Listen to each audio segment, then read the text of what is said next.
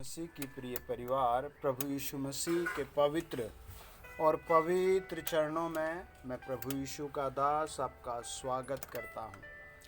आप चैनल को सब्सक्राइब करें और वीडियो शेयर ज़रूर करें। मेरा बड़ा विश्वास है आज के वचन के द्वारा आप बहुत बड़ी बड़ी आशीष पाएंगे और आज आप जीना सीखेंगे, व्यवहार करना सीखेंगे और सीखेंगे कि आप वंश की कैसे आशीष पाएं और आप सीखेंगे कैसे आपका भविष्य बहुत अच्छा हो। इसीलिए आइए मेरे साथ आप पढ़ें गलातियों 6 अध्याय 7 वचन। गलातियों की पत्री 6 अध्याय और उसका 7 वचन लिखा है, मनुष्य जो कुछ बोता है वही काटता है। परमेश्वर का वचन हमें बताता है कि जो भी कुछ बोया जा रहा है वो काटना पड़ेगा। अगर आप बहुत ज़्यादा गालियाँ देने लगे हैं तो आपको भी गालियाँ खानी पड़ेंगी।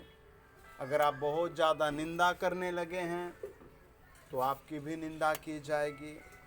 अगर आप दूसरों में दोष लगा रहे हैं तो आप में भी दोष निकलेगा। अगर आप दूसरों को हर बात में कमज़ोर समझते हैं तो कोई ना कोई आपको भी कमज़ोर समझेगा। कहीं ना कहीं आपको भी ये बात झेलनी पड़ेगी। मेरे साथ आप पढ़े पहला शमूएल 18 अध्याय और 1 से लेकर के 5 वचन लिखा है, जब वह साउल से बातें कर चुका तब योनातान का मन दाऊद पर ऐसा लग गया कि योनातान उसे अपने प्राण के समान प्यार करने लगा और उस दिन साउल ने उसे अपने पास रखा और पिता के घर लौटने दिया। तब योनातान ने दाऊद से वाचा बांधी क्योंकि वह उसको अपने प्राण के समान प्यार करता था। योनातान ने अपना बागा जो वह स्वयं पहने था उतार कर अपने वस्त्र समेत दाऊद को दे दिया, वरन अपनी तलवार और धनुष और कमरबंद भी उसको दे दिया। और जहाँ कहीं साउल दाऊद को भेजता था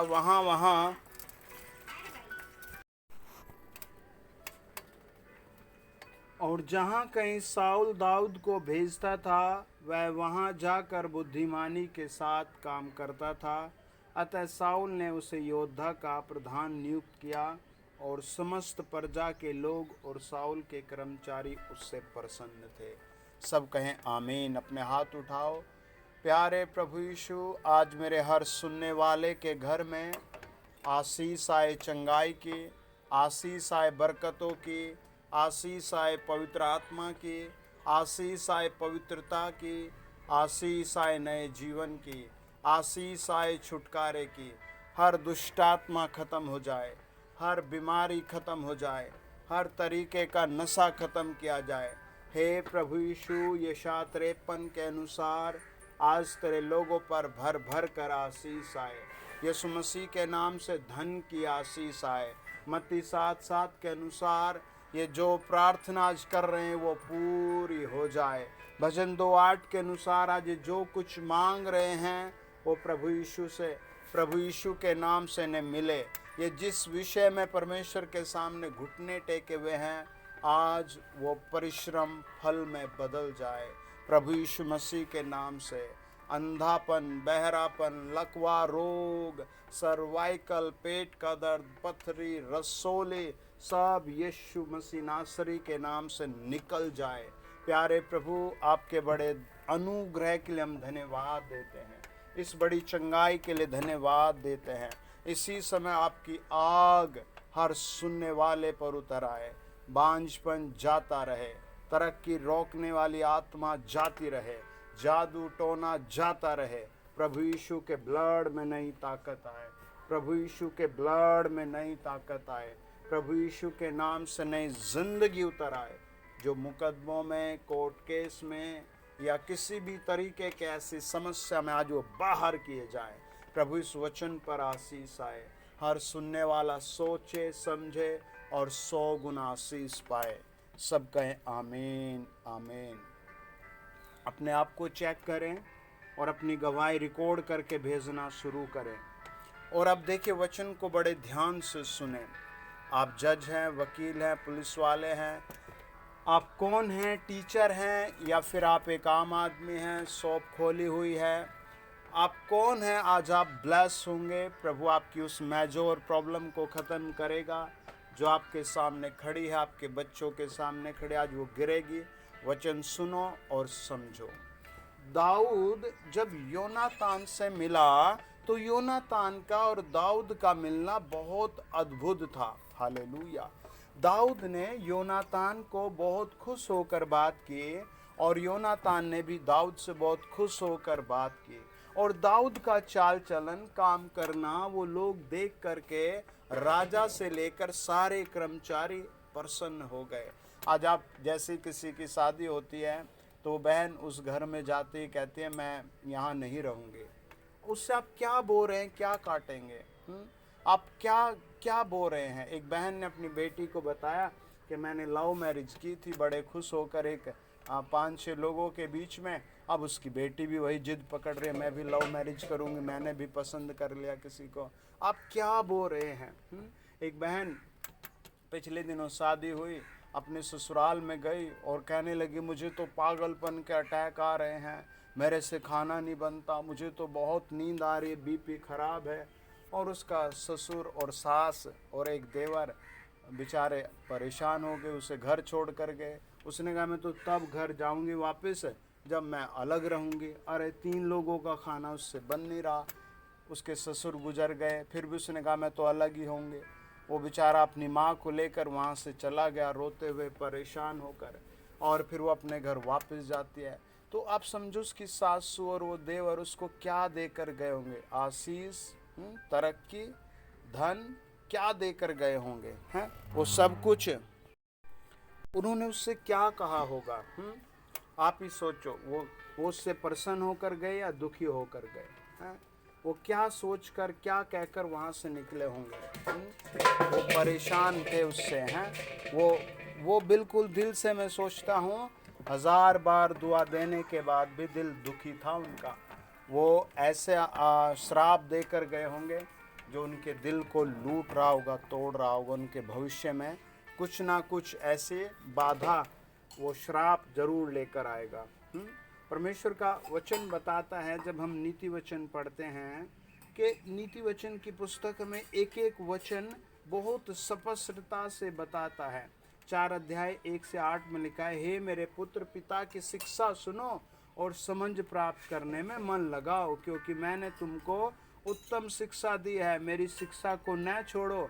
देखो मैं भी अपने पिता का पुत्र था और माता के इकलौता दुलारा था, और मेरा पिता मुझे यह कहकर सिखाता था, तेरा मन मेरे वचन पर लगा रहे, तू मेरी आज्ञाओं का पालन कर, तब जीवित रहेगा। बुद्धि को प्राप्त कर, समझ को भी प्राप्त कर, उनको भूल न जाना, न मेरी बातों को छोड़ना, बुद्धि को न छोड़ना, और वह तेरी रक्षा करेगी। उससे प्रीति रख और वह तेरा पहरा देगी। बुद्धि श्रेष्ठ है, इसलिए उसकी प्राप्ति के लिए यत्न कर, अपना सब कुछ खर्च कर दे ताकि समझ को प्राप्त कर सके। उसकी बड़ाई कर, वह तुझको बढ़ाएगी। जब तू उससे लिपटा रहेगा तब वह तेरी महिमा करेगी। वचन बताता है तुझे ही करना पड़ेगा काम। अगर तू नहीं करेगा तो अंतरिक्ष के लोग आकर तेरा चरित्र, तेरा स्वभाव, तेरा लेन देन, तेरा उठना बैठना ठीक नहीं करेंगे। स्वर्गदूत आएंगे, आपकी रक्षा करेंगे शेरों से, भूत प्रेत से, दुष्ट आत्माओं से। लेकिन जो आपका चरित्र है, जो आपका गाली देने का स्टाइल हो गया, कुदृष्टि हो गई, वो कौन ठीक करेगा? वो तुम्हें ही ठीक करना पड़ेगा। वो आदमी को ही ठीक करना पड़ेगा। वो उसे ही समझना पड़ेगा। अगर वो उसे नहीं करेगा तो वो हर सुख में, हर शांति में कमियां ही पाएगा। उसे कभी भी अनुभव नहीं होगा कि तेरे पास कुछ है, तू कौन व्यक्ति है, तुझे परमेश्वर क्या दे रहा है। और आप समझो इस दुनिया की किताब तो एक न एक दिन बंद हो जाएगी। एक न एक दिन इस दुनिया से हर आदमी को जाना पड़ेगा। कुछ लोग बेचारे 20 साल के, कुछ लोग 30 साल के, कुछ लोग 50, 60, 70, 90, 100, 120 या 150 साल बाद सबकी किताबें बंद हो गई। लेकिन जो किताब स्वर्ग में खुलेगी, जहाँ पर स्वर्गदूत आपकी हर एक उस बात को बताएंगे कि तू कर सकता था भाई ये काम। जैसे आजकल एक ट्रेंड चल गया है, एक पत्नी फेसबुक पर है, एक इंस्टाग्राम पर है, एक पत्नी दूसरे किसी ऐप्स पर है, रिश्ते की बात चल रही है, लड़की कहीं और बात कर रही है, और ये धीरे धीरे चरित्र क्या कर रहा है, डुबो रहा है। किस चीज़ को? भविष्य को। किस चीज़ को? आने वाले कल को। किस चीज़ को? आने वाले वंश को ये क्या कर रहा है? खराब कर रहा है। कुछ भी हासिल नहीं होने देगा है। जो पवित्रता और जो सादगी परमेश्वर देना चाहता है लोगों को, उसे शैतान छीनना चाहता है। आज पता क्या चक्कर है, लोग कहते हैं मरता क्या नहीं करता। आप बंद कर सकते उस चैट को जहां आप बात कर रहे हैं अपनी पत्नी के साथ दगा करके। आप बंद कर सकते उस रिश्वत को जो आप ले रहे हैं। आप बंद कर सकते उस काम को जो दूसरों को नुकसान दे रहा है। लेकिन नहीं, उसी में इंटरेस्ट आता है, उसी में मज़ा आता है, उसी में ज़िंदगी की खुशी मिल रही है, उसी में सुकून मिल रहा है। परमेश्वर का वचन बताता है, जब हम नीति वचन 6 अध्याय 1 से 3 पढ़ते हैं, हे मेरे पुत्र, यदि तू अपने पड़ोसी के जमानत का उत्तरदायी हुआ हो अथवा परदेशी के लिए शपथ खाकर उत्तरदायी हुआ हो, तो तू अपने ही शपथ के वचनों में फंस जाएगा और अपने ही मुंह के वचनों से पकड़ा जाएगा। इस स्थिति में हे मेरे पुत्र, एक काम कर और अपने आप को बचा ले, क्योंकि तू अपने पड़ोसी के हाथ में पड़ चुका है। तो जा और अपनी रिहाई के लिए उसको साष्टांग प्रणाम करके उससे विनती कर। तू न तो अपनी आंखों में नींद और न अपनी पलकों में झपकी आने दे, और अपने आप को हिरनी के समान शिकारी के हाथ से और चिड़िया के समान चिड़ीमार के हाथ से छुड़ा।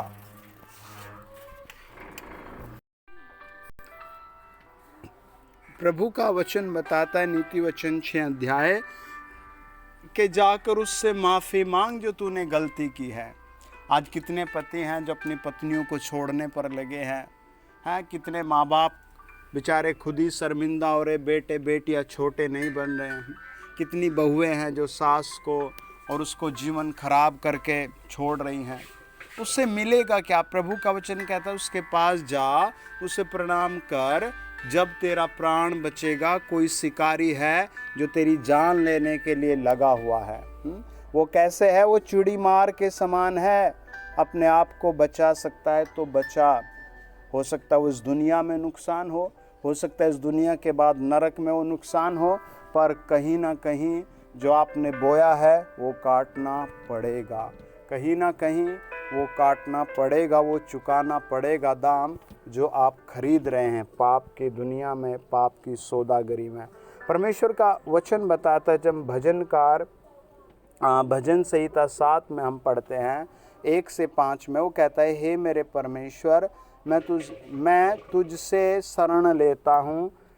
सब पीछा करने वालों से मुझे बचा और छुटकारा दे। ऐसा न हो कि वे मुझको सींग के समान फाड़कर टुकड़े टुकड़े कर डाले और कोई मेरा छुड़ाने वाला न हो। हे मेरे परमेश्वर, यदि मैंने यह किया हो, यदि मेरे हाथ से कुटिल काम हुआ हो, यदि मैंने अपने मेल रखने वालों से भलाई के बदले बुराई की हो, या मैंने उसको जो अकारण मेरा बैरी था लूटा है, तो शत्रु मेरे प्राणों का पीछा करके मुझे आ पकड़े और मेरे प्राणों को भूमि पर रौंदे और मुझे अपमानित करके मिट्टी में मिला दे।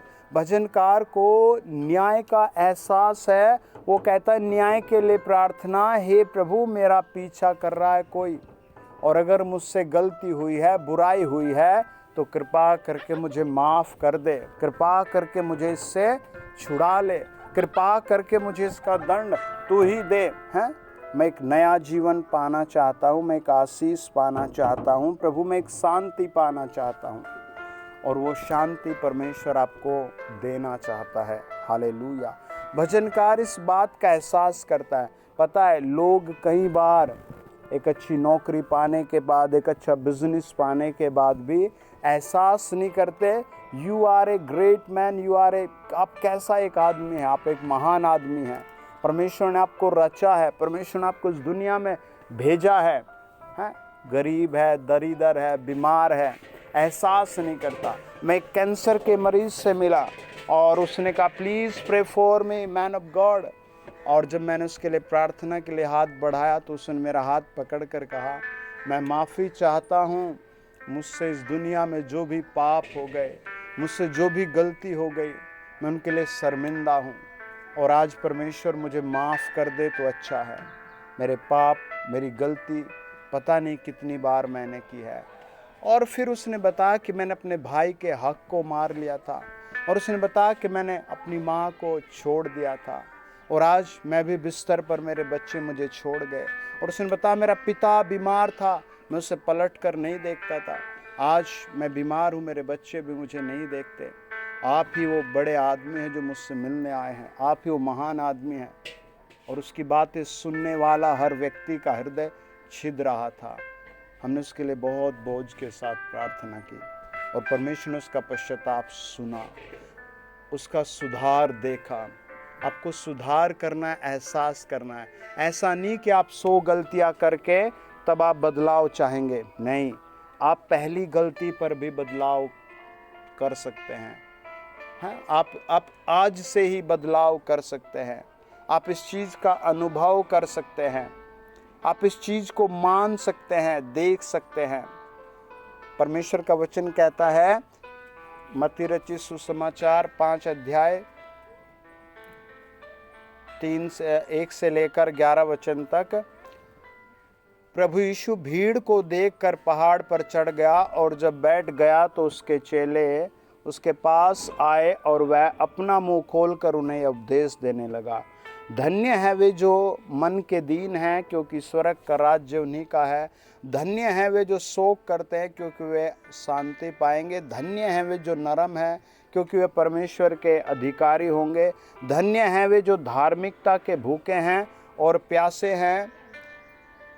धन्य है वे जो दयावंत है, क्योंकि उन पर दया की जाएगी। धन्य है वे जिनके मन शुद्ध है, क्योंकि वे परमेश्वर को देखेंगे। धन्य है वे जो मेल कराने वाले हैं, क्योंकि परमेश्वर के पुत्र कहलाएंगे। धन्य है वे जो धार्मिकता के कारण सताए जाते हैं, क्योंकि स्वर्ग का राज्य उन्हीं का है। धन्य हो तुम जब मनुष्य मेरे कारण तुम्हारी निंदा करे और सताए और झूठ बोल बोलकर तुम्हारे विरोध में सब प्रकार की बुरी बातें कहे। आनंदित और मगन होना, क्योंकि तुम्हारे लिए स्वर्ग में बड़ा प्रतिफल है।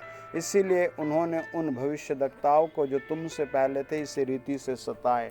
परमेश्वर का वचन कहता है, धन्य है वे सब व्यक्ति जो फॉलो कर रहे हैं, दुख उठा उठा कर अच्छा जीवन जी रहे हैं। हालेलुया। और इस दुनिया में उन्हें प्रतिफल मिलेगा, इस दुनिया के बाद स्वर्ग में प्रतिफल मिलेगा। हो सकता है आपकी बुआ आप पर चिढ़ने लगी, आपका चाचा, आपका पड़ोसी आप पर चिढ़ने लगा।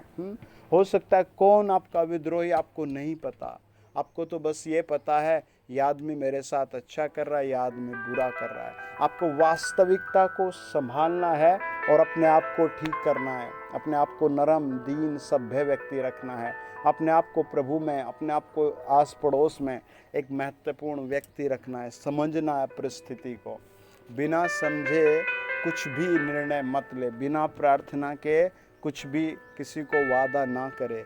आज बहुत कुछ ज़्यादा बोलने से हो रहा है।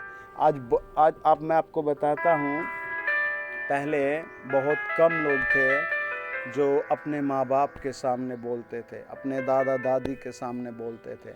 लेकिन आज मैंने कई बार उन परिवारों को देखा है जो अपने माँ बाप को, अपने दादा दादी को, अपने अंकल आंटी को, सबको, बुजुर्गों को हेट करते हैं और अनपढ़ गंवार समझते हैं। ऐसा नहीं है, उनके पास एक्सपीरियंस है, उनके पास आशीर्वाद है आपके लिए, उनके पास बहुत कुछ है। सब कहें आमीन। परमेश्वर आपकी ज़िंदगी में काम करेगा। हालेलुया। अपने सर पर हाथ रख कर कहें, हर दुष्टात्मा मेरी ज़िंदगी से दूर रहे, हर तरीके की दुष्टात्मा मेरी ज़िंदगी से दूर रहे। निर्गमन 23 अध्याय 25 वचन मेरे लिए पूरा हो। In the name of Jesus. प्रेरितों के काम 5 अध्याय 16 वचन मेरे लिए पूरा हो।